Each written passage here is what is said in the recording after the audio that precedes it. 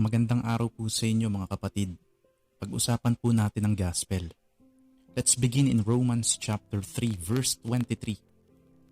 Sabi po dito, yamang ang lahat ay nagkasala nga at hindi nakaabot sa kaluwalhatian ng Diyos.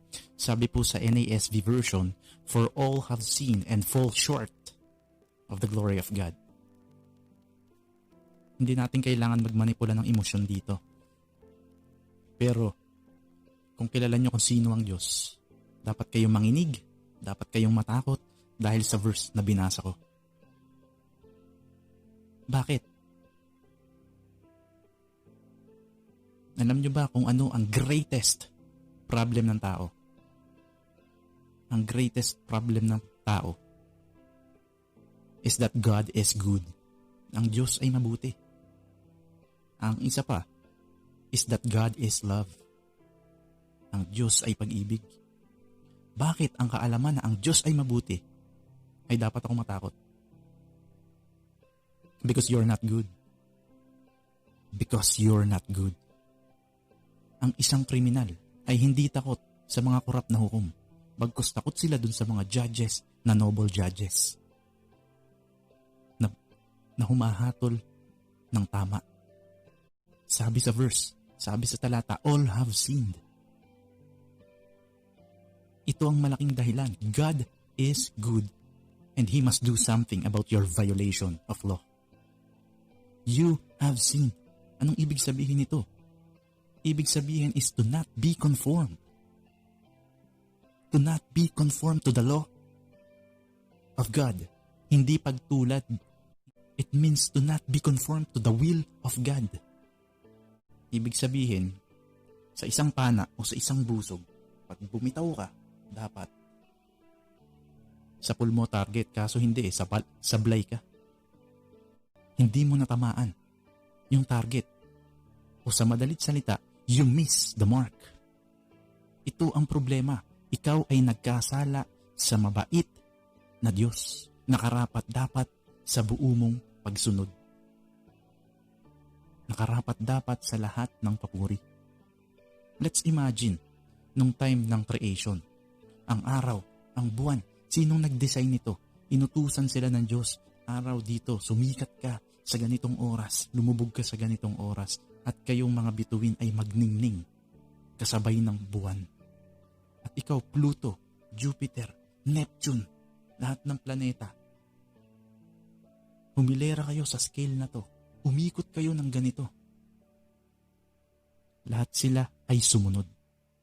Pero pagdating sa'yo, sabi niya, anak, halika rito. Ayoko. Ayoko. Ayoko. Kita nyo? All have sinned against God. May mga nagsasabi, hindi ako nagkasala sa Diyos. I don't know if He exists. Hindi ko alam kung ano ang kautusan. Ito ang sagot ng Biblia sa kanilang sinasabi. Romans chapter 1 verse 18 to 25. Sapagkat ang puot ng Diyos ay nahayag mula sa langit laban sa lahat ng kalikuan at kasamaan ng mga tao na sa pamamagitan ng kanilang kasamaan ay pinipigil ang katotohanan sapagkat ang maaaring malaman tungkol sa Diyos, ang maaaring malaman tungkol sa Diyos ay hayag sa kanila, ay hayag sa kanila. Yamang ito'y ipinahayag ng Diyos sa kanila. Ulitin ko yamang ito'y ipinahayag ng Diyos sa kanila mula ng likhain ang sanlibutan. Mula ng likhain ang sanlibutan. Ang kanyang walang hanggang kapangyarihan at pagka-Diyos, bagaman hindi nakita, ay nauunawaan at nakikita sa pamamagitan ng mga bagay na kanyang ginawa. Upang wala silang maidahilan. Upang wala silang maidahilan. Sapagkat kahit kilala nila ang Diyos, kahit kilala nila ang Diyos. Ang linaw sa verse, binabasa ko lang siya ay hindi nila niluwalhati bilang Diyos. Siya ay hindi niya niluwalhati bilang Diyos. Hindi nila niluwalhati bilang Diyos. Ni pinasalamatan man. Kundi naging walang kabuluhan sa kanilang mga pangangatwiran. At ang puso nilang walang katuturan ay nagdilim. Sa pag-aangking marunong, sila'y naging mga hangal. At ipinagpalit nila ang kaluwalhatian ng Diyos na hindi nasisira sa mga imahe. Ang linaw binabasa ko lang, sa mga imahe nakahawig ng tao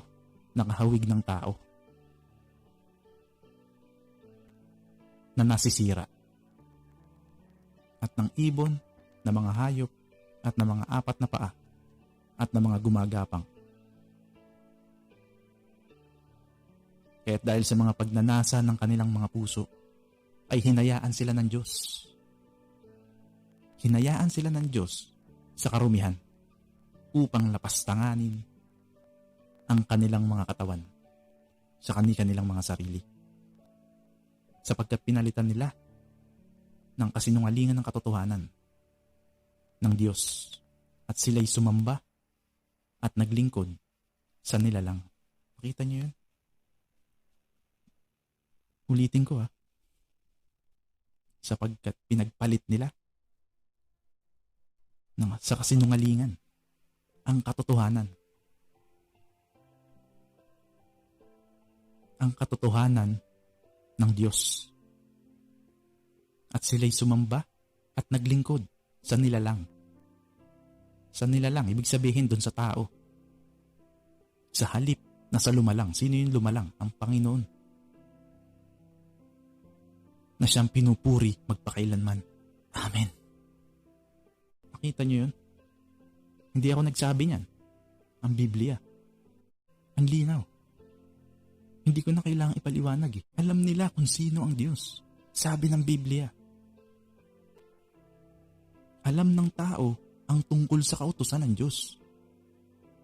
Sabi din sa Biblia na binasa natin. Ibig sabihin kahit nakikinig sila o kahit napapakinggan nila,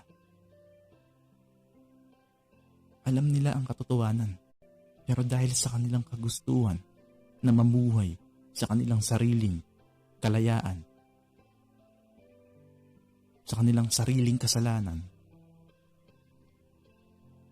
ay dine-deny nila ang katotohanan. They deny the truth. They suppress the truth. Pinipigil nila ang katotohanan. So tandaan natin yan. You know. Alam natin na may Diyos.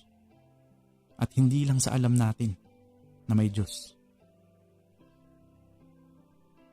Alam nating mga tao kung sino siya.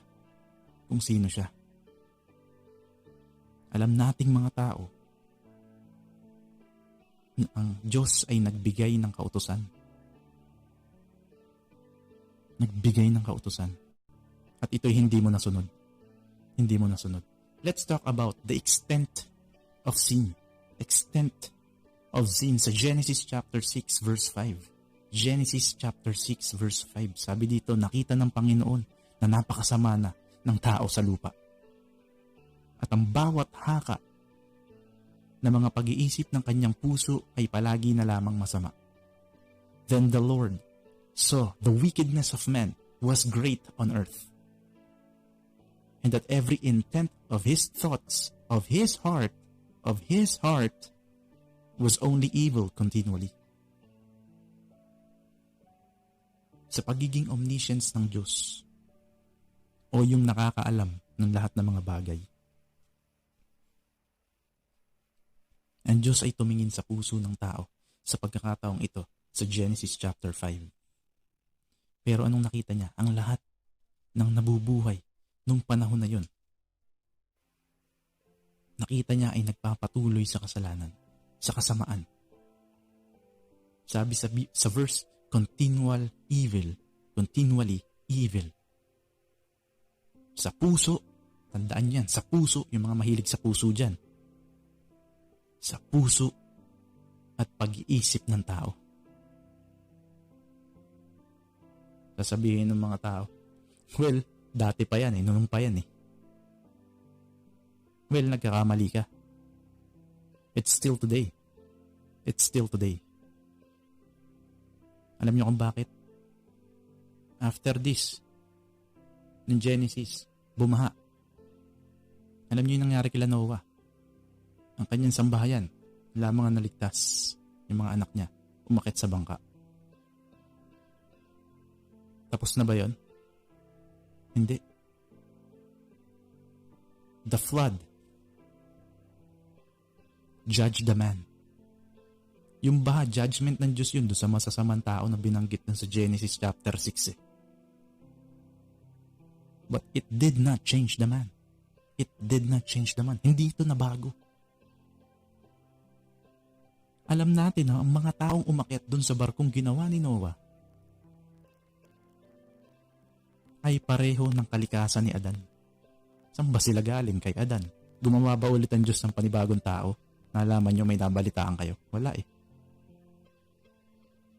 It means yung kalikasan ni Adan, namana ng mga ito, yung mga umakyat sa barko na ginawa ni Noah. Mga kapatid, anong prinsipyo yung tinuturo sa atin dito? Kung hindi natin ito sasabihin sa tao, para tayong isang immoral na doktor na yung pasyente niya may taning na, may cancer na, ayaw niya pansabihin. Mamamatay na, ayaw niya pansabihin. Hindi ba natin masasabi na yung doktor na yun ay kriminal sa kanyang profesyon? Pero mga kapatid, yun sila pinag-uusapan natin dito ay mas matindi pa sa cancer, mas matindi pa. Sa sakit. At ito ay ang kasalanan. Sin. Na kahit subukan mong paliguan ang iyong sarili ng isang nagpapaputing sabon, hindi nito kayang hugasan ang iyong kasalanan. Hindi nito kayang hugasan ang iyong kasalanan. Kahit na ilublog mo pa ang buong katawan mo sa apoy, ay hindi ka magiging malinis o malaya sa kasalanan. Meron lang isang makagagawa nito. At ito ay ang krus ng Panginoong Hesus. The cross of Jesus Christ. Kung hindi pa rin tayo naniniwala sa content o nilalaman ng ating puso, sabihin natin ng ganito.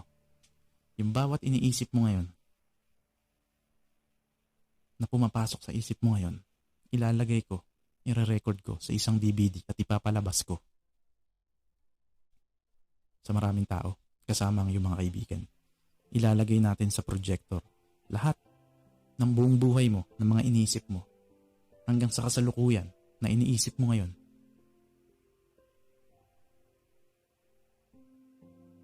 Hanggang sa pinakahuli. Iipunin ko to. I'll take the thoughts at ilalagay ko sa isang DVD. Ipapakita ko dito ngayon sa harapan nyo. Ano kaya mangyayari? Siguro tatakbo ka palabas. O kaya naman bago ko magawa ito, gagawa ka na ng mga hakbang para hindi ito matuloy.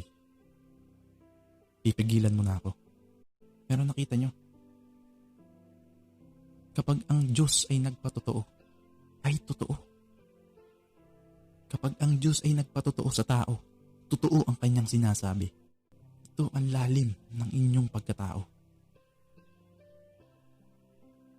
And, syempre, kahit ako siguro tanungin nyo, I don't wanna be exposed my thoughts. Diba? Gusto mo bang mahayag yan? Ma-expose yan? Malantad yan? Yung mga ginagawa natin sa dilim na tayo lang ang nakakaalam. Gagawin natin ang lahat ng ating buong lakas para mapigilan ito na malantad.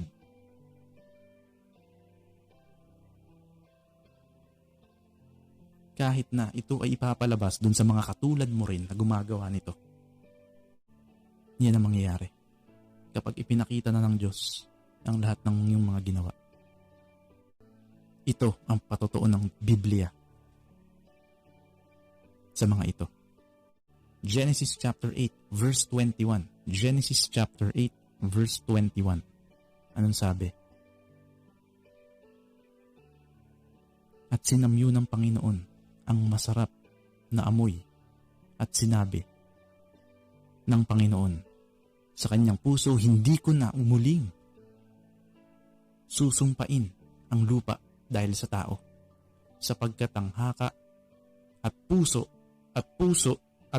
ng tao ay masama mula sa kanyang pagkabata.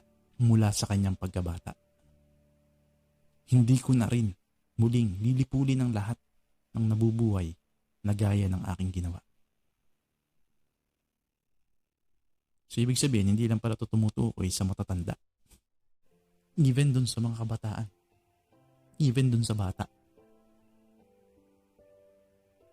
Mere babe. Hindi nyo ba napansin?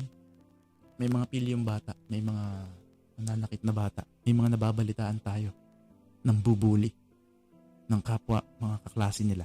Bakit niya ito nagagawa? Bakit nila ito nagagawa? Kahit hindi naman tinuturo na magulang nila sa kanila. O kahit hindi naman nila nakikita. At bakit marunong silang gumawa ng isang unyon? Bata pa lang sila. Bakit tumatakbo sa isip nila to?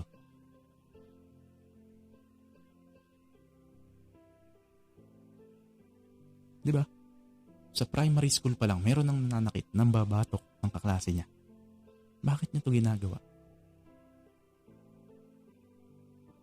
At ito pa sasabihin ko sa isang nakaka-offend na sitwasyon. Isang bata, pagkarga mo, paikot-ikot, at meron siyang gustong hablutin. Yung relo ko. So ako, iwas ako ng iwas. Siya naman, yung katawan niya, inilalaban niyang ganun. Para lang makalaukaw, makuha yung relo ko. Sabihin ko sa inyo, kung yung batang yun, na 2 months old, or 18 months old, may lakas ng isang 18 years old, siguro baka nakahandusay na ako sa sahig na duguan. Nakuha lang yung relo ko na yun. No? You see, the history prove it. Si Hitler, minsan din naman siya naging isang bata si Hitler. Pero bakit siya naging masamang ganun? Bakit siya naging halimaw na ganun? Minsan din naman siya naglalaro katulad ng mga normal na bata Di ba? Bakit? At bakit ikaw ngayon andito ka at nakikinig? At hindi naging katulad ni Hitler o ng sino mang historian na sumakop ng isang bansa o maraming pinapatay. Bakit? Di ba? Hindi ba natatanongin? Pero isa lang ang sagot. Isa lang ang paraan para tayo ay gumaling. Alam nyo kung ano? Tanggapin nyo. I-acknowledge nyo ang katotohanan ito. That we are sinners. That we are sinners. Isaiah 64 verse 6. Isaiah 64 verse 6. Anong sabi? Kaming lahat ay naging gaya ng isang marumi. At ang lahat naming katwiran ay naging parang maruming kasuotan. Kaming lahat ay nalalantang gaya ng dahon. Tinatangay kami ng aming mga kasamaan na parang hangin. For all of us have become like who is unclean, and all of our righteous deeds are like filthy garments. And all of us wither like a leaf, and our iniquities, like the wind, take us away. Nakakita na ba kayo ng may ketong? Kapag nakakita kayo ng may ketong, sa hangin pa lang maaamoy mo na. Kapag naamoy mo yun, tama ka sa sinasabi mo, sa akala mo, paglabas niya, pag nakita mo siya. Ganon, katindi yun. Pero ito yung verse na sinasabi sa Isaiah 64 verse 6. This is who we are before God. Ang isang ketong, kurap ang kanyang katawan. Puro sugat, nana. Ganon tayo sa harapan ng Diyos. Ganon tayo sa harapan ng Diyos. We are corrupt in our hearts of hearts. Kaya kahit anong gawin natin sa ating puso, na alisin ang kasamaan na nasa atin, hindi natin magagawa ito.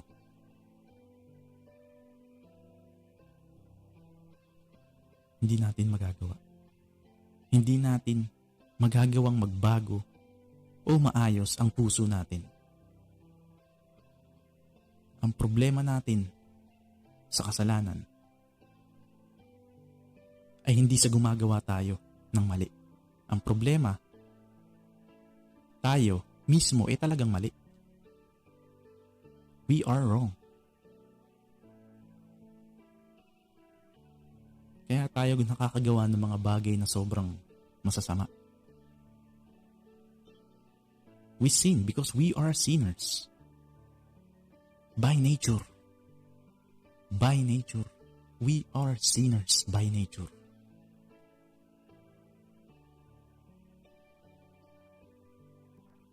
Yung kalikasan natin. At hindi natin to matatakasan. Nakakita na ba kayo ng hayop na coyote? Yung laging humahabol kay Bugs Bunny. Kung nanonood kayo ng Warner Brothers dati na cartoons. Magkalaban yan eh. 'Di ba? And even yung si Tweety Bird, hinahabol niya rin. Yan si coyote. Alam niyo ba, ang isang coyote ay nabuhay sa western part ng United States at hindi niya kayang takasan na pumatay. Kumain ng tupa. Yun talaga siya eh. In the same way, tayo, in the very hearts of hearts, we are corrupt. Kaya yung mga gawa natin, corrupt din. Kaya ito ang dahilan kung bakit ang relihiyon ay hindi ka kayang iligtas, Hindi ka maliligtas ng mabubuting gawa.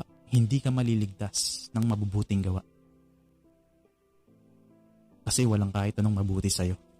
Kasi walang kahit anong mabuting sa'yo. Walang mabuti sa'yo. Halimbawa, gawin natin. May isang ketongin tayong nakita at gusto natin siyang i-present sa madlang people. So ang ginawa mo, bumili ka ng isang mamahaling tela na puti. Pinalutan mo siya upang maging presentable. Pinakamahal na tela. Binili mo sa pinakamagandang tindahan. At ibinalot mo sa ketongin na yun.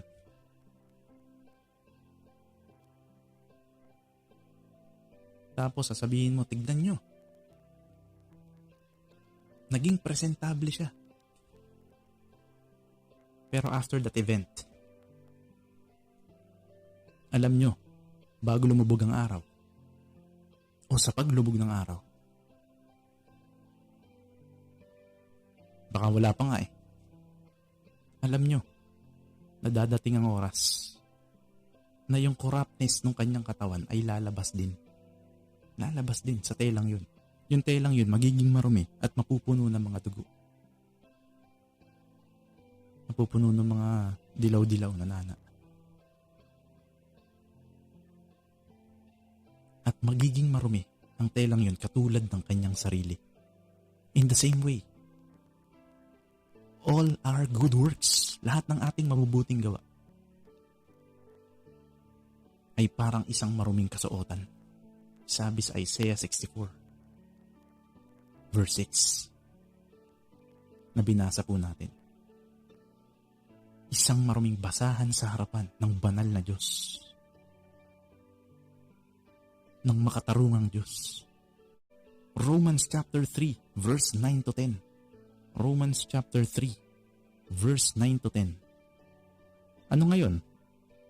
Tayo bang mga Hudyo nakakalamang? Hindi. Kahit sa anumang paraan, sapagkat aming napatunayan na ang lahat ng tao, maging mga Hudyo at Griego, ay nasa ilalim ng kapangyarihan ng kasalanan. Ng kapangyarihan ng kasalanan. Na nasusulat, walang matuwid, wala. Kahit isa. Sabi po sa NASB version, what then? Are we better than they? Not at all. For we have already charged that both Jews and Greeks are all under sin. That it is written, there is none righteous, not even one. This is the perfect demonstration ng talino ng Diyos, ng kanyang kaalaman, ng knowledge ng Diyos tungkol sa kalikasan ng tao. Kasi kung sasabihin lamang niya na there is none righteous, walang matuwid. May magsasabi, alam ko, pero kaya ang sabi dun sa verse mismo, walang matuwid, wala kahit isa. What is righteousness? What is the idea of righteousness? O yung katwiran? Yung pagiging matuwid. Ibig sabihin to, tumutungkol ito sa conformity. Kung kanina na pag-usapan natin sa verse 23 is lack of conformity. Ito naman, righteousness is yung conformity. Na kung saan paglalagay ng isang straight line sa dulo, mula sa dulo, at sa kabilang dulo, magpantay sila. Perfect sila. Hindi sila sala. Matuwid sila. Tuwid sila pareho. Same way sa mga bricks. Yung mga bricks, di ba? Magkakapareho sila eh. Conform sila. Together. Magkakasukat yan. So kapag sinabing unrighteous, ano naman yun? Kabaliktaran. Righteous, unrighteous. Kung ang righteous, conformity, edi lack of conformity. Lack of conformity. O sa ibang salin ng dictionary, twisted, perverted, dislocated. Yun po ang ibig sabihin ng verse. There is none righteous, not even one. Not even one. Verse 12 ng Romans chapter 3. Ang kanilang lalamunan ay isang libingang bukas sa pamamagitan ng kanilang mga dila. Ay gumagawa sila ng pandaraya. Sabi sa English, all have turned aside together. They have become useless. There is none who does good. There is not even one. Kung tayo ay naglalakad, tanungin tayo, Sir, pag namatay ka ngayon, saan ka pupunta ang iyong kaluluwa? So maraming naniniwala that they are good. Sila ay mabuti. Yun ang sasabihin ng karamihan. Kaya sila ay pupunta ng langit. Bakit? Kasi hindi naman ako pumatay ng tao eh.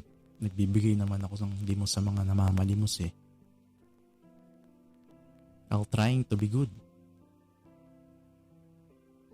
Makita nyo ang response ng tao? Yung pride ba natin talaga hindi natin nakikita dahil sa... O bulag ba talaga tayo dahil sa pride na to? Kaya hindi natin nakikita kung ano yung sinasabi ng Diyos. At kung ano yung totoo na dapat nilang malaman. You're not good. You're not good. Si Hitler, tulad ng sinabi ko, minsan din naman siyang bata eh. Naglalaro din naman siya nung araw eh. Pero bakit naging ganun siya at maraming napapatay na Hudyo sa history? At bakit hindi ka naging katulad ni Hitler?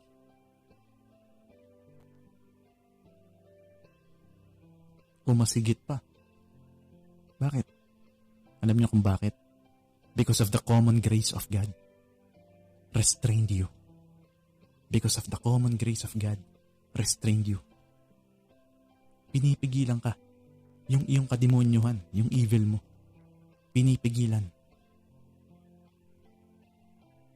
Pinipigilan ng Diyos. At ibinabalik ka dun sa right track na dapat nandun ka. Sa takbuhin na dapat nandun ka. Halimbawa, may isang atheist na may kadebate siya, taga Cavite siya, taga Tawi-Tawi siya. Ngayon, nabalitaan niya, yung taga Cavite na to, mamamatay na, may sakit. So, ang ginawa niya, tinanong niya, ano bang gamot? Sige, tulungan kita dyan. Napag-alaman niya, yung gamot, sobrang mahal. Ang ginawa niya ngayon, ibinenta niya yung bahay niya.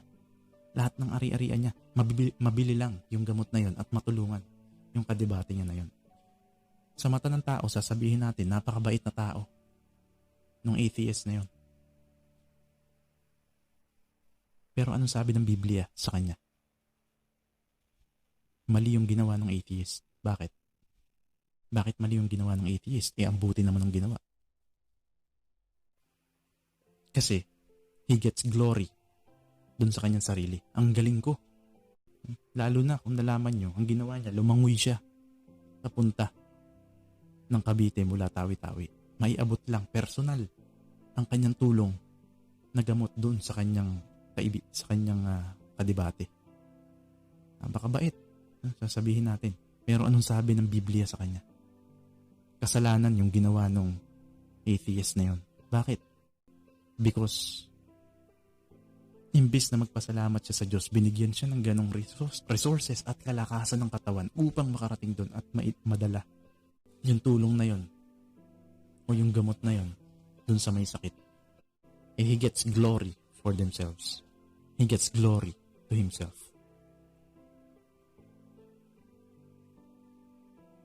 Yung sarili niya, ang galing ko talaga.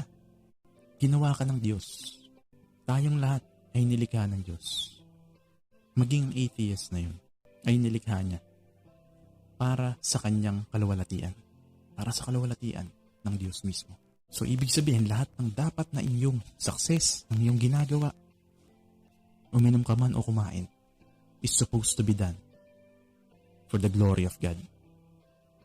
Is supposed to be done for the glory and praise of God. Para sa ikaluluwalhati ng Panginoon. Para sa ikaluluwalhati ng Panginoon. Kaso, ang Diyos ay hindi fit dun sa atheist na yun. Dahil yung atheist na yun, yung mabuting gawa o moral deeds na meron siya, na galing sa Diyos, because He restrained o pinipigilan ang kanyang kasamaan ng Diyos na dinedenay niya. Kaya yung atheist na yun, mapupunta sa isang matinding paghukom, greatest judgment. Because he takes credit for himself. Well, alam niya naman na lahat ng yun ay galing sa Diyos na kanyang dinedenay. Na kanyang dinedenay. So, ano makikita natin? Ano makikita natin? Ito ay God-centered universe. It's everything about Him. Kung kaya, merong glory, merong meaning sa mundong ito. Merong mystery. It's all about Him. Verse 19 ng Romans chapter 3. Ngayon ay nalalaman natin na anumang sabihin ng kautusan, yun ay sinasabi sa mga nasa ilalim ng kautusan upang manahimik ang bawat bibig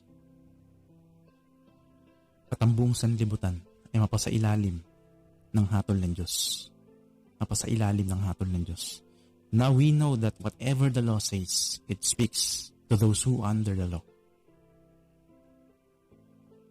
so that every mouth may be closed and all the world may become accountable to God.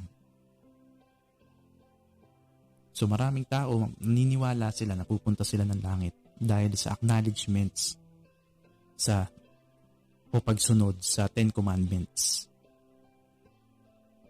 Hindi nila naiintindihan na yung Ten Commandments hindi ibinigay para magligtas ng sino mang tao. Walang sino man ang nagkakaroon ng kaligtasan dahil sa pagsunod sa kautusan. Kasi hindi natin kayang sundin yun eh. We broke every law. Every one of God commands. Bawat utos ng Diyos. Kaya ang kautusan, hindi nito purpose na magligtas o maligtas ka. But it serves to condemn you. It serves the purpose to condemn you. Kapag ang isang tao nakatingin sa kautusan ng tapat, marirealize niya that he violates lahat ng nakasulat dun sa kautusan. Yung Ten Commandments. At ito ang magtutulak sa kanya to throw himself o ipagkatiwala, ibigay ang kanyang sarili to the mercies of God. To the mercies of God. In Jesus Christ. At para iwan lahat ng pag-asa, to abandon all hope of self-salvation and look to the salvation in the person of Jesus Christ.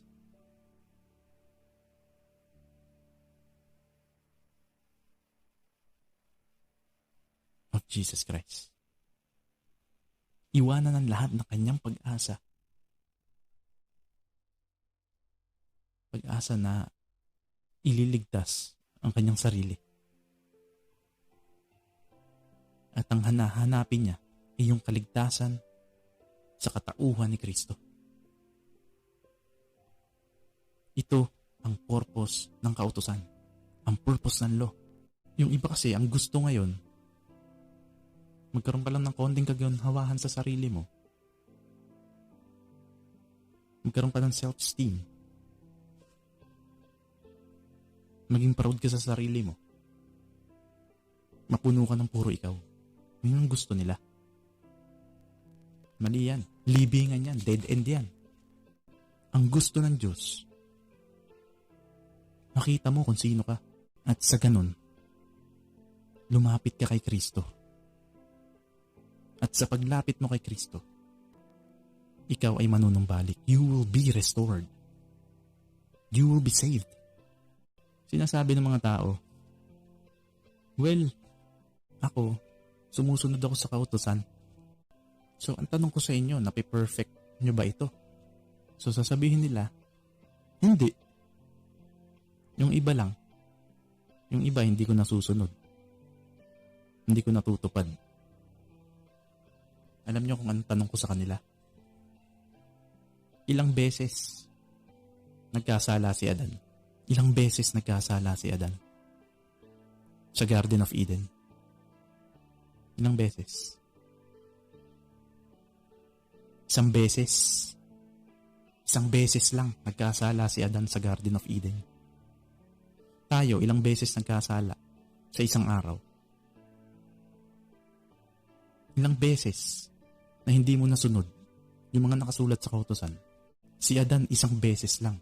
Ang lahat ng tao na fall to judgment ang kinahulugan.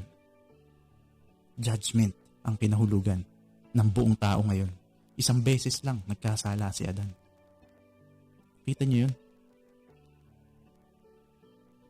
Hindi mo makwenta ngayon kung gaano kadami yung kasalanang nagawa mo. Pero si Adan, isang beses lang. Yung buong creation, eto na ngayon, papunta na ng paghukom, ang judgment. Kita nyo? Ikaw, lumabag ka sa kautusan, hindi lang isang beses, maraming beses. So iniisip pa rin ba natin na maaari tayong maligtas sa pamamagitan ng pagtingin sa kautusan? Or is there any other way? Is there any other way? Iniisip pa rin ba natin that meron pa rin ibang daan? Wala. But it's the work of Jesus Christ doon sa punong kahoy. Romans 3:23. Yamang ang lahat ay nagkasalang at hindi nakaabot sa kaluwalhatian ng Diyos. For all have sinned and fall short of the glory of God. Kita nyo? Ang linaw. Ano ibig sabihin ng fall short? Fall short of the glory of God. Ginawa ka ng Diyos para sa Kanya. You made for His good pleasure. You made for His delight. Upang lumakad sa pag-ibig para sa Kanya. Para lumakad at sumunod. Lumakad ng may pagsunod. Kaso hindi mo to nilakaran eh. Hindi mo nilakaran. Hindi ka nabuhay. Hindi ka namuhay para sa kaluwalhatian ng Panginoon. But for the glory of you. For the glory of you. Ng iyong sarili. Especially the culture o yung kultura na ginagalawan natin ngayon. Na pinopromote na ikaw ang magaling. Be the champion. Be the first. Be the greatest. Anong sabi ng Biblia sa 1 Corinthians chapter 10 verse 31? Katulad ng sinabi ko kanina, yung pinaliwanag ko kanina. Kung kayo man ay kumakain at umiinom, ano man ang inyong ginagawa, gawin ninyo. Ang lahat sa kaluwalhatian ng Diyos. Whether you eat or drink, whatever you do, do it all for the glory of God. Kaso, yung verse na yan ang nagiging dahilan kung bakit naging miserable ang maraming taong nagsasabing Kristiyano ngayon. We created by Him and for Him. Sabi sa Colossians chapter 1 verse 16, ang linaw kaya merong eternity sa puso natin eh. Kaso hindi natin maintindihan. Bakit? Walang nakakaramdam. Bakit? Walang nakakaramdam. Kaya naghahanap tayo ng bagong relationship, bagong cellphone, bagong sapatos, bumibili tayo ng mga bagay na sa tingin natin masasatisfy tayo. Kaya meron ka ng mga ganong desire eh. May cellphone ka na, magde-desire ka uli ng isa pa kasi may bagong labas. iPhone 12. Bagamat hindi pa lumalabas dito, di ba? Samsung, ang dami ng series ng Samsung. May Samsung Fold. 5G na ngayon, dati 4G lang. Walang katapusan. Para tayong addict. Alam niyo yung addict? Dun sa gamot. Kapag tinik niya yun, addict siya sa gamot na yun eh. Nahahay siya. Pero pagkatapos ng bisa ng gamot na yun, addict na addict siya, hinahanap-hanap niya yung gamot na yun. Nung natik niya na yung gamot na yun, after ng bisa ng gamot na yun, nasatisfy ba siya sa sarili niya? Hindi. Hindi pa rin. May kulang pa rin. Ganyan tayo eh. Nagiging addict tayo sa materialistic age. Isipin natin to. Kahapon, 20 anyos ka lang. Ngayon, 70 years old ka na. Bukas, mamamatay ka na. Kita nyo?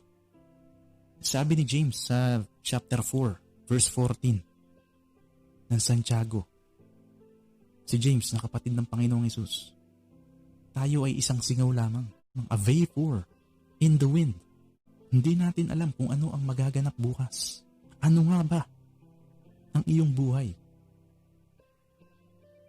Sabi dun sa talata, kayo nga'y isang singaw na sa sandaling panahon ay lumilitaw at pagkatapos ay maglalaho. Maglalaho. Yet you do not know what the life will be like tomorrow. You are just a vapor that appears in a little while and then vanishes away. Anong ibig sabihin nito? Ibig sabihin kahit sobrang sikat mo, kahit ang gaganda ng kotse mo ngayon, kahit napang-asawa mo pa yung pinakamagandang babae sa balat ng lupa, mamamatay siya kasama mo. Mawawala at maglalaho rin at hindi mo madadala sa hukay ang mga kayamanan mo. Eh ano ngayon? Kung ikaw ay naging pinakamayaman sa mundong ito, ang kamatayan o hindi kayang bayaran ng kanyang pera. Eh ano ngayon kung na-inlove ka sa isang pinakamagandang babae sa balat ng lupa at napang-asawa mo? Nothing will fill you but God. Mamamatay din siya kasama mo. But it's my point. Nothing will fill you but God. But Jesus Christ. Nothing will fill you but in God's person, Jesus Christ. Romans chapter 3, verse 24. Sila ngayon na itinuring na ganap ng kanyang biyaya bilang kaloob sa pamamagitan ng pantubos na nasa kay Kristo Jesus, being justified as a gift by His grace through the redemption which is in Christ Jesus. Being justified, itinuring na ganap. Ano ibig sabihin nito? Ang Christianity ay tungkol sa isang importanteng tanong. At maraming mga relihiyon ay may parehong tanong. How can a man be right with God? Paanong ang tao magiging matuwid sa harapan ng Diyos? And all the religion deal with that question. Kasi alam ng tao hindi siya matuwid eh. Sa harapan ng Diyos, alam niya eh. Kaya yung mga relihiyon nagdidil sa ganyan. Paano magiging matuwid ang isang tao sa harapan ng Diyos? Ano ba ibig sabihin ng justified? Ano ba ibig sabihin ng ganap? Ibig sabihin ito, sa harapan ng Diyos, sa harapan ng trono ng Diyos.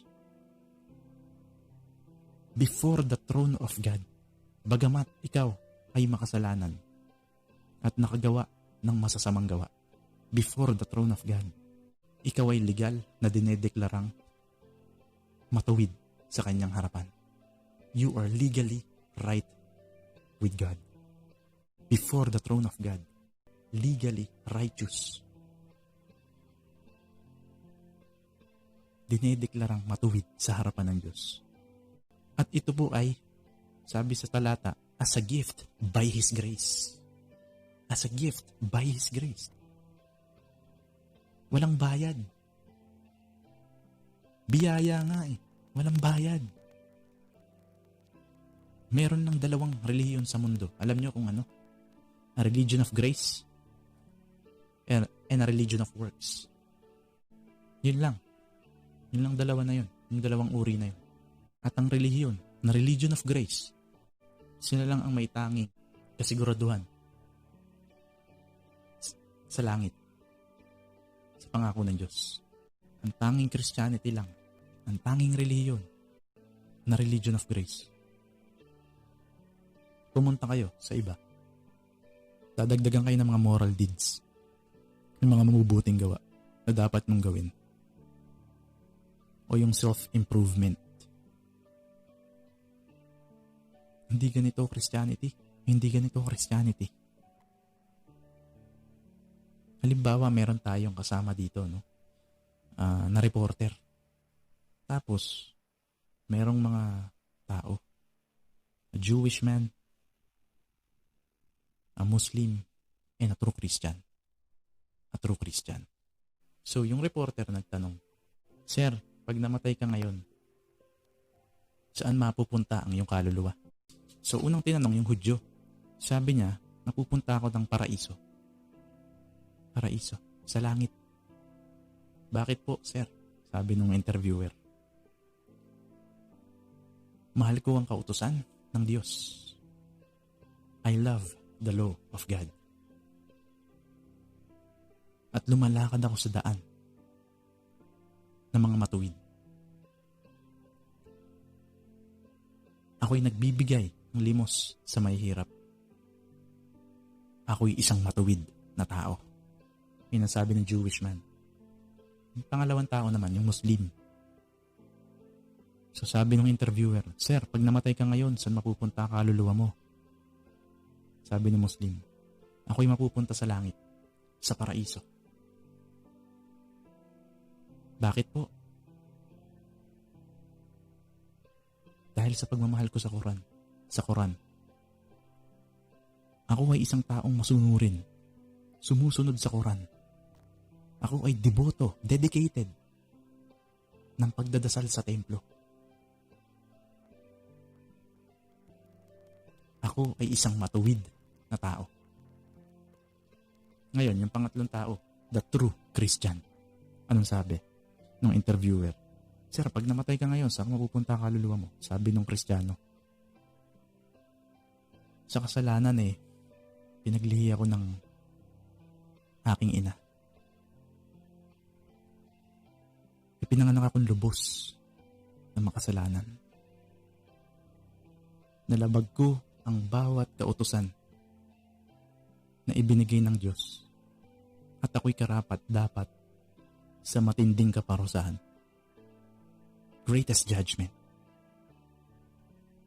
So, hindi pa natatapos magpaliwanag yung Kristiyano. Ininterrupt na siya ng reporter. Teka. Medyo malabo yata yan, sir. Hindi ko maintindihan yung relihiyon mo. Itong mga taong nauna sa'yo, sinasabi nila, naintindihan ko sila kasi sabi nila, pupunta sila ng langit dahil sa mabubuting gawa nila sa kanilang sarili. Yung kanilang sariling kabutihan. Sa kanilang, yung virtue nila, yung sarili nilang virtue, yung kabutihan nila, katangian nila, yung merito nila. Yun ang magdadala sa kanila sa kapurihan o sa glory. Sir, hindi ko maintindihan yung sinasabi mo. Ikaw ay pupunta sa langit tapos sasabihin mo na ikaw ay karapat dapat walang iba kundi sa kahatulan. So, paano ka pupunta ng langit niyan? Sa sinasabi mong yan, sabi ng Kristiyano sa kanya, na ako ay pupunta sa langit. Base sa kabutihan, virtue, sa katangian, at kahalagahan, merito ng iba. By the merit and virtue of another. Jesus Christ, my Lord. Ang aking Panginoon. It based upon the virtue and the merit of another. Jesus Christ, my Lord. Ano makikita natin dito? Nakita niyo ba yung kaibahan? Yung kaibahan? Yung difference. Kung kaya ang Kristiyano lamang ang makakapagsabi ng tungkol sa kasiguraduhan ng langit nang hindi nagmamalaki. Kasi yung ibang relihiyon, sila nagmamalaki. They are boasting in one another. Kasi ang pagiging Kristiyano, inadmit muna nila, inamin nila sa kanilang sarili, tinanggap muna nila sa kanilang sarili kung ano sila sa harapan ng Diyos. Kung ano sila sa harapan ng Diyos. That they are radically depraved sinner. Nakita nila yung kawalang kakayanan nilang iligtas ang kanilang sarili. Kawalan ng pag-asa sa kanilang sarili. At yun ang nagbunsod o nagtulak sa kanila to cast themselves upon the mercies of God. Ipinagkatiwala nila ang kanilang sarili sa awa ng Diyos. Sa awa ng Diyos. At sa pagkatao ng Panginoong Hesukristo. Balik tayo sa verse 24 ng Romans chapter 3. As a gift. As a gift by His grace. As a gift by His grace. Bilang kaloob. Ang passage na ito ay ginamit din sa ibang pahina ng Biblia, tumutukoy o patungkol sa Mesiyas. Sabi sa Psalms o sa Awit 69 verse 4, Psalms 69 verse 4, higit kay sa mga buhok ng aking ulo, ang bilang na mga namumuhi sa akin nang walang kadahilanan. Ang mga nais pumuksa sa akin ay makapangyarihan. Makapangyarihan ng mga kaaway kong may kamalian. Anumang hindi ko naman ninakaw ay dapat kong isauli.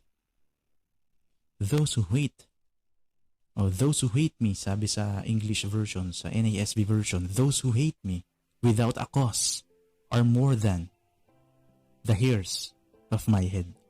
Those who would destroy me are powerful, being wrongfully my enemies. What I did not steal, I them have to restore. Anong ibig sabihin nito? Puntahan natin ang John chapter 15 verse 25. John chapter 15 verse 25. Ito ay upang matupad ang salitang nasusulat sa kanilang kautusan. Ako'y kinapuotan nila ng walang kadahilanan. But they have done this to fulfill the word that is written in their law. They hated me without a cause. Without a cause. Ang argumento dito ay ang Panginoong Hesus never give anyone a cause. A cause. Hindi gumawa ang Panginoong Hesus ng mga bagay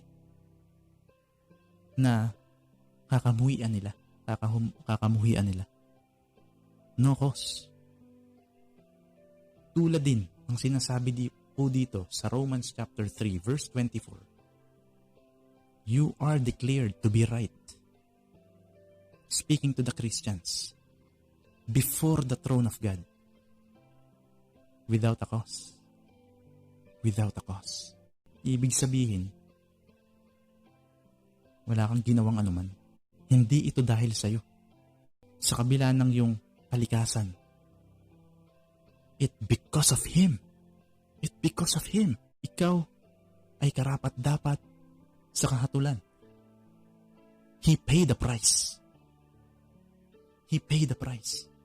Ngayon, si Pablo sa Romans 6 ay nagturo ng regeneration o yung patungkol sa transformation na umuusbong sa puso ng isang tunay na Kristiyano. Yes, we are saved. We are saved by faith alone. And has nothing to do with us. Has nothing to do with us. Ang isang tao na iniligtas ng Panginoon ay nagbabago. Nagtatransform. Na kung saan ang tao na ito hindi na tulad ng kanyang dating pagkatao. Bagong tao na siya. Ito ay ang tao na nagkakasala pa rin. Tao na nagkakasala pa rin. But absolutely different. Different person as a gift by His grace. As a gift by His grace. Bilang kaloob. Paulit-ulit ako. Bakit? As a gift, as a gift, as a gift. Kasi ang tao ayaw ng biyaya. Ano yung biyaya? Grace. Alam niyo ba kung ano yung grace? God's unmerited favor. God's unmerited favor. Bakit ayaw ng tao nito? Kasi hindi sila makapagmamalaki. Wala silang may pagmamalaki. Ang tao gusto niya lagi may mapagmamalaki siya. Yan ang tao. Gusto niya lagi mayroon siyang mapapatunayan. I am a good man. Ang ganitong tao, para siya maligtas, kailangan niya magpakumbaba sa kanyang sarili. kilalanin ang lahat ng sinasabi ng Diyos tungkol sa Kanya ay totoo. Na hindi niya kayang iligtas ang kanyang sarili. Na ang lahat ng kanyang mabubuting gawa ay pawang isang maruming basahan. Isang maruming basahan lamang sa harapan ng Diyos. Isaiah 64 verse 6. At ipagkatiwala, ibigay niya ang kanyang sarili sa biyaya ng Diyos, to the God's unmerited favor. Ano yung sumunod na phrase dun sa verse 24 ng chapter 3 ng Romans? Sa pamamagitan ng pantubos na na kay Kristo Jesus, through the redemption which is in Christ Jesus. May mga salita sa Biblia na kapag sinabi mo o nabasa mo, kailangan mo munang tumigil ng sandali.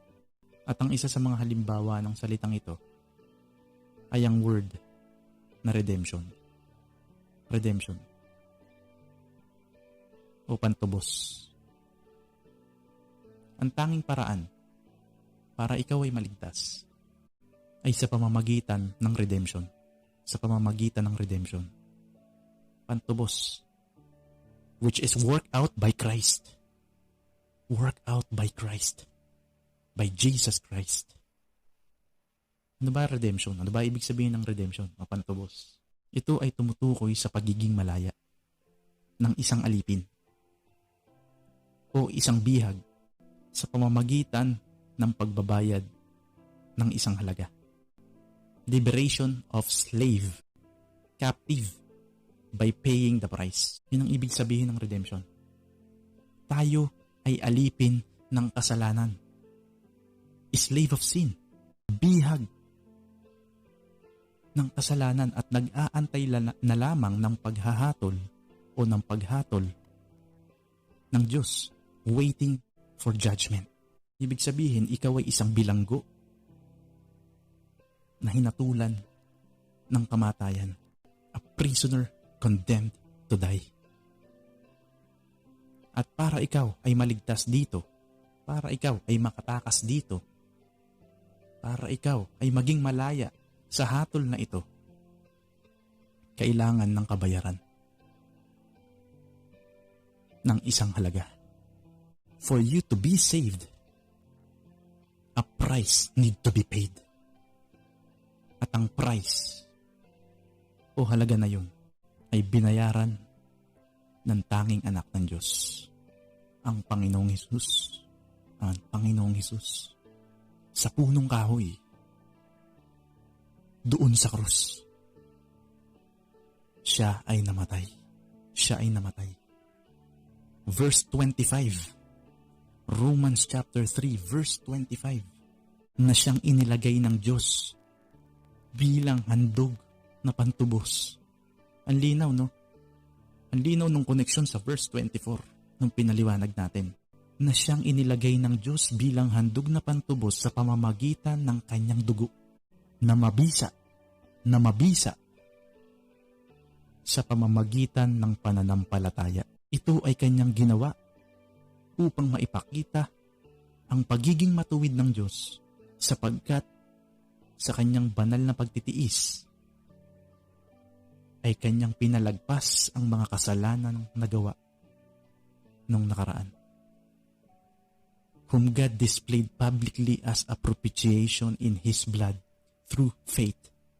This was to demonstrate the righteousness because in the forbearance of God, He passed over the sins previously committed. Tingnan natin yung phrases na siyang inilagay ng Diyos bilang pantubos. Whom God displayed publicly as a propitiation. Isang Bible teacher na nagngangalang Martin Lloyd Jones. Isinali ng part na to, ng verse na to. Part ng verse na to. Isinali niya. Sabi niya, on whom God displayed publicly. Isinali niya sa on whom God placarded it as a propitiation. On whom God placarded it as a propitiation. Ano ibig sabihin nito? Ito, ibig sabihin nito. Nakakita na ba kayo ng napakalaking billboard sa highway? Alam ko marami. Sa SLEX, madami. Mga naglalakihang billboard dyan, di ba? Ang billboard inilalagay sa isang lugar na kung saan makikita ng lahat. Makikita ng lahat ng tao. Ito po yung sinasabi ni Apostol Pablo dito sa part ng verse na to. Kung ano ang ginawa ng Diyos sa kanyang tanging kaisa-isang anak. Inilagay niya ang Panginoong Hesus sa sentro ng religious universe. Sa crossroads. Sa labas ng city, ibinitin sa krus. Para makita ng lahat. Para makita ng lahat. Bakit ito ginawa ng Diyos? Alam niyo kung anong sagot? As a propitiation in His blood through faith. Pantubos sa pamamagitan ng kanyang dugo. Bilang pantubos sa pamamagitan ng kanyang dugo. Na ano raw yung dugo niya? Mabisa sa pamamagitan ng pananampalataya. Mabisa sa pamamagitan ng pananampalataya. Anong ibig sabihin ng propitiation? Yung word ng propitiation na ginamit sa NASV. Sa Old Spanish ng version ng scripture, yung salitang propitiation ay hinalintulad o ginamit sa salitang propisio. Ang ibig sabihin ng propisio ay mercy. Mercy. Anong ibig sabihin nito? Pag pinagsama mo, propisio a me, be merciful to me. So ano ito? Ano ang propitiation? Ang propitiation ito. It's a sacrifice. Isang alay na ginawa on your behalf. Made on your behalf. On behalf of a sinner. To satisfy the divine justice. To appease the wrath of God. Para humupa yung galit ng Diyos, yung puot ng Diyos. Against dun sa nagkasala. Against the sinner. Para humupa ang puot ng Diyos. Laban sa makasalanan. Upang maging posible sa matuwid na Diyos na pawalang sala ang mga makasalanang tao. To make it possible to the just God to pardon wicked men. Alam niyo ba kung anong pinakamalaking problema sa Biblia? Ang divine dilemma o yung problema na walang anumang solusyon. Ang problemang ito ay ang Diyos ay matuwid. At kung ang Diyos ay matuwid at mabuti, He cannot forgive you. He cannot forgive you. Hindi kanya kayang patawarin. Buksan natin ang Biblia natin sa Proverbs 17:15. Proverbs 17:15. Siyang nagpapawalang sala sa masama at siyang nagpaparusa sa matuwid ay kapwa kasuklam-suklam sa Panginoon. Sabi sa English version, sa NASB version, He who justifies the wicked and He who condemns the righteous, both of them alike are an abomination to the Lord. Abomination, ibig sabihin, kasuklam-suklam sa Tagalog. And ito ay strongest word sa Bible. Sa Bible. Ibig sabihin, yung mga tao sa kasamaan, unspeakable, grabe, sobrang kasamaan, disgusting sa kanilang kasalanan, ay karapat dapat silang hatulan. Tapos sinabi dun sa verse, siyang nagpapawalang sala sa masama at siyang nagpaparusa sa matuwid ay kapwa kasuklam-suklam sa Panginoon. He who justifies the wicked and he who condemns the righteous, both are like abomination to the Lord. Tatanungin niyo pa ba ako kung ano problema? Basahin nyo Romans chapter 3 verse 24. Ang linaw eh. God justifies the wicked. Paano yan? Sinabi nga sa Romans eh. Sinabi nga sa Proverbs eh. Sa Book of Proverbs eh. Binasa natin sa Proverbs 17:15 eh. Ang linaw eh. Paano yan? He who justifies the wicked are abomination before God. Alam niyo kung anong question? How can God be justified and at the same time pardon wicked men that ought to condemn? Paanong ang Diyos naging matuwid at nakapagpawalang sala ng masamang tao na karapat-dapat sa kahatulan? Paano nangyari yun? Sabihin natin na umuwi ka ngayon tapos nakita mo mandusay sa'yo ang iyong pamilya na duguan. Minasakir. Tapos, syempre nataranta ka. Nakita mo yung suspect, naabutan mo pa. Ang ginawa mo, syempre anong gagawin natin? Igagrab mo siya kung mahigpit, di ba? Kung pwede, hampasin mo, di ba? Maparalyze mo lang siya at ma-turn over sa pulisya. So ganun nga yun nangyari. Nakapitan mo, hindi nakapalag, tinalian mo, tumawag ka ng 911, pulis. So eto na pulis. Evidently, guilty yun. Kasi ang linaw ng ang linaw ng na siya nga talaga pumatay. Pati yung murder weapon na recover. So ngayon, ito na. Ito na ang hearing. Ito na ang final na hatol ng judge. Sabi ng judge, ako ay sobrang mapagmahal na hukom. Pinawawalang sala kita. You're pardoned. You're free. Umalis ka na. Malaya ka na. Ano kaya magiging reaksyon mo? Ikaw biktima eh. Pamilya mo, inubos eh. Ano ang magiging reaksyon mo? Baka tumayo ka dun sa korte, sabihin mo, kalokohan yan. Hindi tama yan. Kitang-kita naman. Hindi ito katarungan. So dahil dito, ginawa mo, interview ka sa media, aside from that, sa social media, lahat ng media, no? Dahil sa nangyari, headline yun, isang kriminal ang pinakawalan ng isang hukom. Kasi ang isang hukom, ang trabaho niya, alam natin, common sense, magbigay ng tamang hatol. Magbigay ng katarungan. Ngayon, kung ang Diyos ang hukom ng buong mundo, gagawa siya ng mabuti. Gagawa siya ng tama. Gagawa siya ng tama. Ngayon, ang tanong, how can God be just and at the same time justifier of the wicked? Pardon wicked men. Nakarapat dapat mamatay. May mga nagtuturo na nagsasabi instead of naging makatarungan ang Diyos sa'yo, ang Diyos ay naging mapagmahal.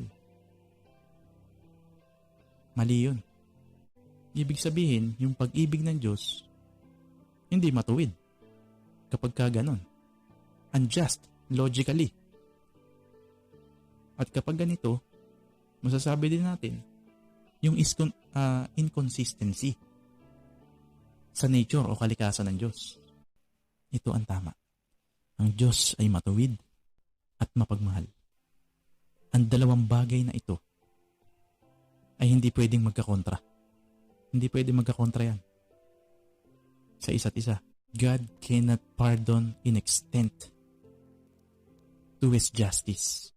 Gusto natin ang matuwid na Diyos. Ngunit ang matuwid na Diyos na ito ay nakipagdeal sa'yo. Nakipagdeal sa'yo. Hindi ka matuwid. You're violated His commandments. Anong gagawin ng Diyos sa'yo? Kung hatulan ka ng Diyos, ang lahat ng sangkatauhan, ang langit ay magpupuri. Ang langit ay magpupuri. Dahil ang Diyos ay matuwid sa paghatol sa atin. Pero higit na nagpupuri ang langit dahil sa katalinuhan ng Diyos at dahil sa kanyang pag-ibig and infinite compassion, walang hanggang awa. Ang Diyos ay nagdisenyo ng plano to satisfy His own justice. To satisfy His own justice. At upang mapawalang sala ang masasamang tao. To pardon wicked men. Ang planong ito ay matatagpuan to the person of Christ. To the gospel. To the gospel. Ang tao ay nagkasala. Ang tao ay dapat na mamatay under the wrath of God. Separate from God through eternity. Upang iligtas ang tao, isang tao ang dapat mamatay. Isang tao ang dapat na dumating na namumuhay ng perpekto. To save man, another man must die in his place. Ang dugo ng mga baka, ng kambing, ay hindi sapat. A man must come who has lived perfect life before God. At hindi lamang siya isang tao. Hindi lamang siya naging tao, but he must more than a man. Higit pa sa tao. May nagsabi, may chismis, na ang Diyos nag-search ng tao para bumaba at magbayad ng kasalanan ng tao. Pero wala daw willing na bumaba. Nag-search daw siya sa mga anghel pero walang willing na bumaba para mamatay sa kasalanan ng tao. So, ang Diyos, naghanap ng tao at nakatagpo daw siya ng isang tao na worthy o karapat-dapat para sa atin upang mamatay. Yun ang turo ng iba, kahangalan yun at walang katotohanan. Pwede mong ubusin lahat ng mga anghel sa langit para mamatay pero walang sasapat para iligtas ang isang tao. Walang sasapat para iligtas ang isang tao. At kung merong isang taong matuwid sa planeta na to, hindi niya ibibigay ang kanyang buhay. Hindi niya i-offer para sa iba. The one who died on the tree need to be more than merely a man. Dapat may deity. May deity. He had to be God. He had to be God. With the value of deity. A God with value of deity. May isang estudyante na nagtanong, paano ang isang tao na nakabitin dun sa punong kahoy ay naghirap lang in a few hours na nakabitin dun at sinabi nyo na siya ang kabayaran sa lahat ng kasalanan ng tao at nililigtas at niligtas sila sa walang hanggang paghihirap. Yun yung tanong ng bata. Anong sagot natin doon? Ang nag-iisang tao na yun na namatay sa punong kahoy ay kayang gawin yun. Kayang gawin yun. Dahil ang nag-iisang tao na yun ay namatay doon sa krus ay higit na mahalaga kaysa sa lahat ng tao. Kaysa sa lahat ng tao. Higit pa kaysa sa lahat ng tao. Pag pinag-usapan natin ang perfect sacrifice ng Panginoong Hesus, hindi lang natin pinag-uusapan ang kanyang sinless perfection. Pinag-uusapan din natin ang kanyang infinite work. That He has such a worth. Yung kanyang halaga. And that is Christian life is all about. That is Christian life is all about. About the person of Christ. Tayo ay naligtas. Hindi dahil sa ginawa ng mga Romano sa Panginoong Hesus. Hindi dahil sa ginawa ng mga sundalong Romano sa Panginoong Hesus. Tayo ay naligtas dahil sa ginawa ng Diyos Ama. Dahil sa ginawa ng Diyos Ama sa kanyang bugtong na anak. Siya ay nakabitin sa punong kahoy at nagsabi, my God, why have you forsaken me? Why have you forsaken me?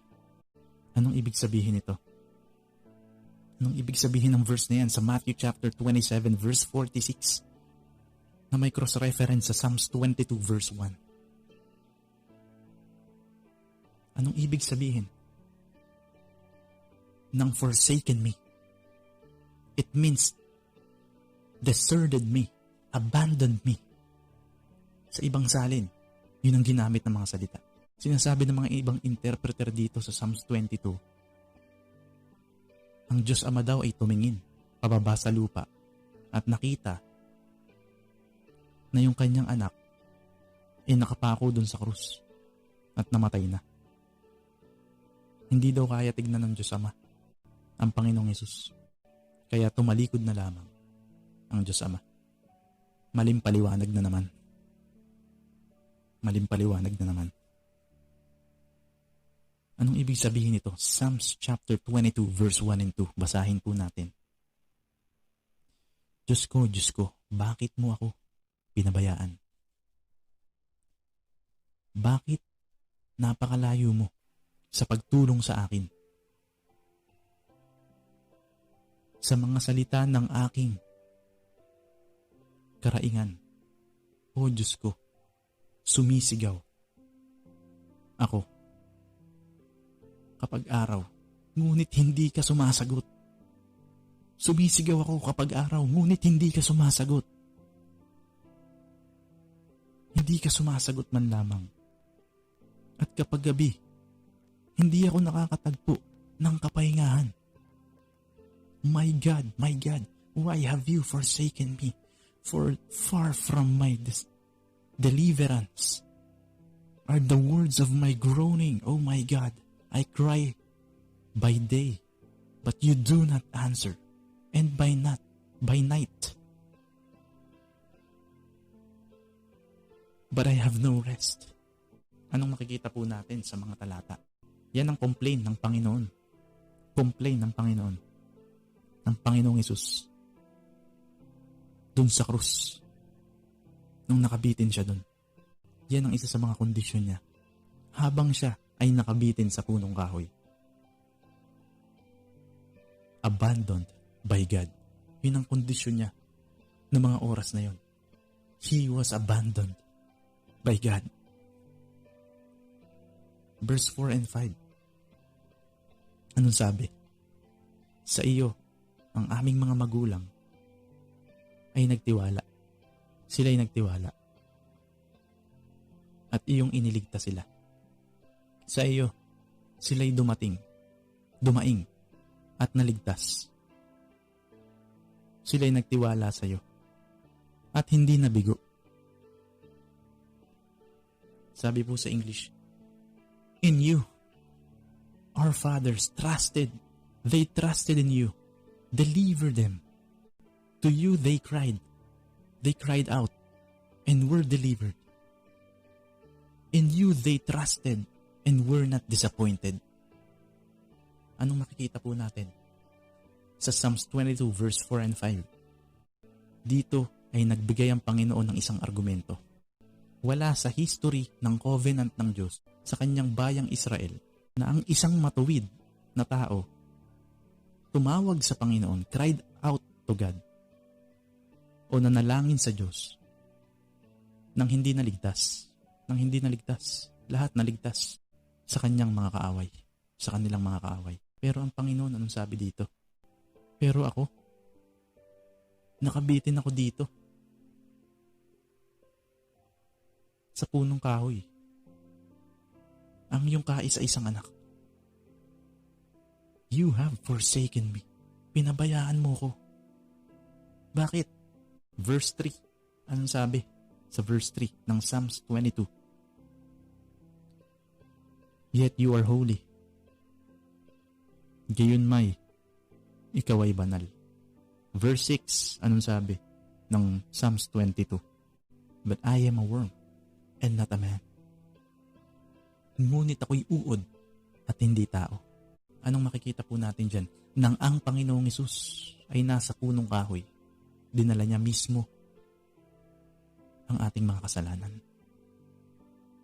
He bore our sin. Sabi sa 1 Peter chapter 2 verse 24, ang iyong kasalanan ay ibinintang sa Kanya. Your sin imputed to Him. Anong ibig kong sabihin? Kinonsidera siya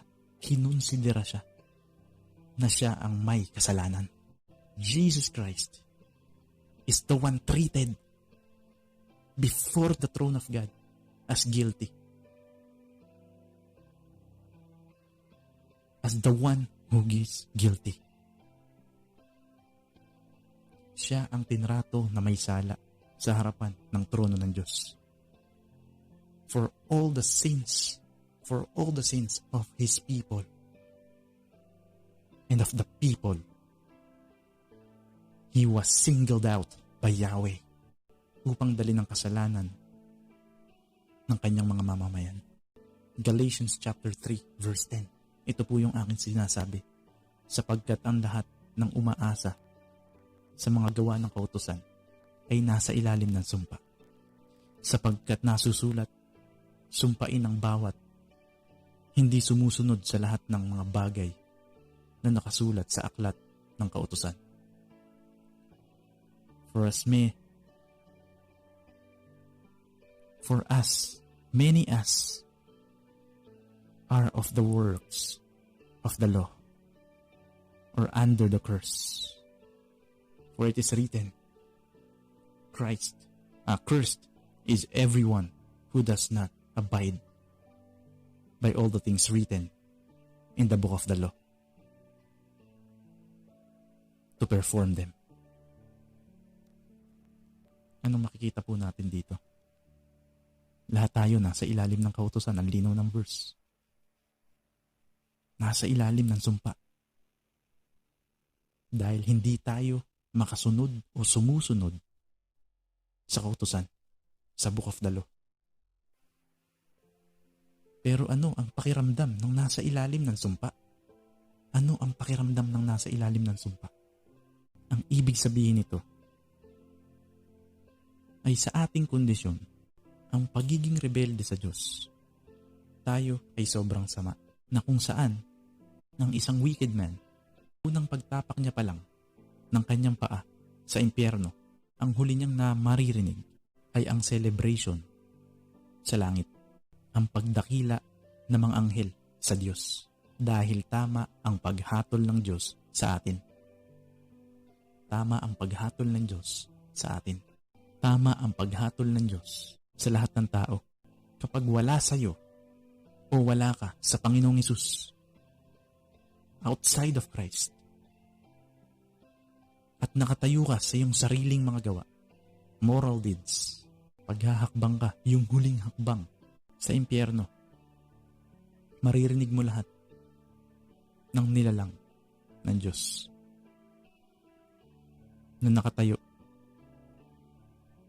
sa kanilang mga paa at nagpupuri dahil ikaw ay nahatulan na. Sabi sa Galatians chapter 3 verse 13, tinubos tayo ni Kristo mula sa sumpa ng kautusan nang siya'y naging sumpa para sa atin. Nang siya'y naging sumpa para sa atin. Sapagkat nasusulat, sumpain ang bawat binibitay sa punong kahoy. Christ redeemed us from the curse of the law, having became a curse for us. Because it is written, cursed everyone who is hung on the tree. Anong ibig sabihin nito? Ano ba yung nabasa natin sa Psalms 22? He became a worm. Ano ba yung makikita natin sa Isaiah 6:3? Holy, holy, holy. Dinala niya yung guilt, your moral shame on the tree. doon sa punong kahoy. And God the Father treated him as guilty. We deserve to die, separated from God. Someone had to die, separated from God. In your place, para sa iyong kapakanan. Sabi sa 2 Corinthians chapter 5, verse 21. Para sa iyong kapakanan. And sa Matthew chapter 26, verse 39, sabi po dito, paglakad pa niya ng malayo, siya ay nagpatira pa. At nanalangin na nagsabi, Ama ko, kung maaari, lumagpasana sa akin ang sarong ito, ang kopang ito. Gayon may hindi ang ayon sa ibig ko, kundi ang ayon sa ibig mo. Anong ibig sabihin nito? Sabi ng ibang mga interpreter o mga ibang nangangaral ng Biblia ay natatakot daw sa pagkakataong yan ang Panginoong Hesus. At sa pagkakataon daw nito, dito daw sa verse na to, natatakot siya kasi darating na yung mga Romano o darating na yung Roman crucifixion. Hindi ako naniniwala dun. All the cup, Jesus Christ could look forward at nakikita niya raw yung latigo na hinahampas sa kanya, sa likuran niya. At yung koronang tinik na isasalpak sa ulo niya. Na-force daw niya yun. At yung pagpukpok ng pako sa kamay niya. At sa kanya mga paa. Na-miss nila ang point ng verse. Na-miss nila ang point ng verse. Bibigyan ko kayo ng perfect example. Ang Panginoong Hesus ay namatay sa krus. Pagkatapos niyang mabuhay muli, siya ay umakyat sa langit. Ngayon, pagkaakyat niya sa langit, pagkatapos nun, naganap ang Pentecostes. So nangaral sila Pedro hanggang sa umusbong na si Pablo. Pero yung mga sumunod na mga 3 centuries, yung mga Kristiyano, ipinako sa krus, alam natin ang ending ng mga apostol. At sumunod yung mga tao na yon na kanilang binahagian sa sinapit nila. Hindi ba ipinako ng pabaligtad ang maraming mga Kristiyano na kung saan nakakover ng telang puti at sinilaban upang maging silbing ilaw sa daanan ng Roma. At mababasa natin yan sa history. Ngayon, habang nangyayari sa kanila yon, sila ay umaawit ng papuring awit. Joyful hymns. Kasi bakit? Dahil sa oportunidad o opportunity na mamatay katulad ng kanilang master. Na sinapit ng kanilang master. Ngayon, balikan natin yung interpretation ng mga nagsabi. Doon sa verse na binanggit ko. Sasabihin nyo ba sa akin ngayon na yung mga alagad ng Panginoon ganito kabold na yakapin ang Roman crucifixion o yung Roman cross, ang kamatayan sa cross. And yet, Christ is the captain of their salvation, nagtatago doon sa garden at nagmumukbok doon sa halamanan, ang kapitan ng kanilang kaligtasan. Tama ba yun? Yung paliwanag na yun? Alam nyo ba kung ano ang ibig sabihin ng saro? Saro. At kung ano ang nasa loob nito? Basahin natin ang Psalm 75 verse 8. Sapagkat sa kamay ng Panginoon ay may isang kopa, may alak na bumubula, hinalong totoo, at kanyang ibinuhos ang laman nito. Tunay na ang masasama sa lupa ay ibubuhos at iinumin ang latak nito. Ano sa English? For the cup in the hand of the Lord, and the wine foams. It is well mixed, and he pours out of this. Surely all the wicked of the earth must drain and drinks down. It dreads. Jeremiah chapter 25 verse 15. Sapagkat ganito ang sabi ng Panginoon, ng Diyos ng Israel. Sa akin, kunin mo ang aking kamay, itong saro ng alak ng puot, saro ng alak ng puot, at painumin mo ang lahat ng bansa na pinagsuguan ko sa iyo. For thus the Lord, the God of Israel, says to me, take this cup of wine of wrath from my hand, and curse all the nations who I stand you to drink it. Ano makikita natin dun sa dalawang verse? This is the holy hatred, the righteous anger of God. Laban sa'yo, laban sa ating lahat. Anong sabi ng isang babae? God doesn't hate that way. God is love. Sabi ng preacher sa kanya. God hates because God is love. God hates because God is love. Do you love children? You must hate abortion. Sabi ng preacher sa kanya. Do you love Africans? You must hate slavery. If you love exceedingly, that was just, perfect, and true, and just, and right, and good, matuwid, perpekto, totoo, mabuti, tama. Kaya merong righteous indignation. Lahat ng masama, vile, na nagdadala ng sakit, na kamatayan, na nagto-torture sa human soul. Totoo, ang John 3:16. He gave His only begotten Son dahil ang mundong ito ay nasa ilalim ng galit ng puot ng Diyos. If the world will flee to the Son, the wrath will taken away. The wrath will taken away. But if you do not flee to the Son, wala nang matitira sa iyo, kundi ang puot ng Diyos. Naiintindihan ba natin to? Naiintindihan ba natin to that someone had to die that wrath? Jesus Christ is hung on that tree, bore our sin, all the wrath of God against you for all the crimes. Lahat ng krimen mo was thrown down on Him. Ibinigay sa Kanya.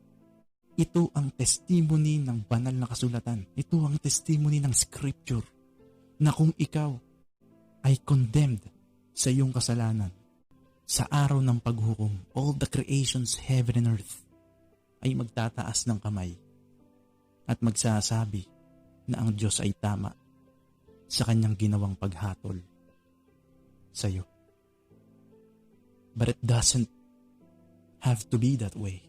Christ died in your place. Christ died in your place. Namatay siya para sa iyo. He was crushed. Nabugbog siya para sa iyo. Under the wrath of God, of Almighty God. Every last drop of it. Every last drop of it. He take it para mamatay. At sa ikatlong araw, He rose again from the dead. Ano ang significance ng resurrection? Anong significance ng resurrection? Sa muling pagkabuhay, through the resurrection of God, He publicly declared, ito ang aking kaisa-isang anak. At ang kanyang kamatayan sa punong kahoy, doon sa krus, satisfy my justice. Satisfy my justice. Kaya ngayon, lahat ng tao ay maaaring maligtas sa pamamagitan ng pagsisisi ng kanilang mga kasalanan at sa pananampalataya sa Panginoong Hesus at sa Kanyang ginawa doon sa krus. Ang Panginoong Hesus, pagkatapos ng siya ay muling nabuhay at nagpakita siya sa maraming saksi, siya ay umakyat sa langit at siya ay tinanggap. At ang mga naunang mangangaral ng Biblia, ginamit ang verse na to as a description. Christ the man, the Savior, for the glory of God, for you, for your salvation. Sabi sa Psalms chapter 24 verse 7 and 10. Psalms chapter 24 verse 7 hanggang 10, itaas ninyo ang inyong mga ulo o kayong mga tarangkahan at kayo'y mataas, kayong matatandang pintuan upang makapasok ang hari ng kaluwalhatian. Sino ang hari ng kaluwalhatian? Ang Panginoon, malakas at makapangyarihan. Ang Panginoon, makapangyarihan sa pakikipaglaban. Itaas ninyo ang inyong mga ulo o kayong mga tarangkahan. at itaas kayo, kayong matatandang pintuan, upang makapasok ang hari ng kaluwalhatian. Sino ang hari ng kaluwalhatian? Ang Panginoon na manghukbo.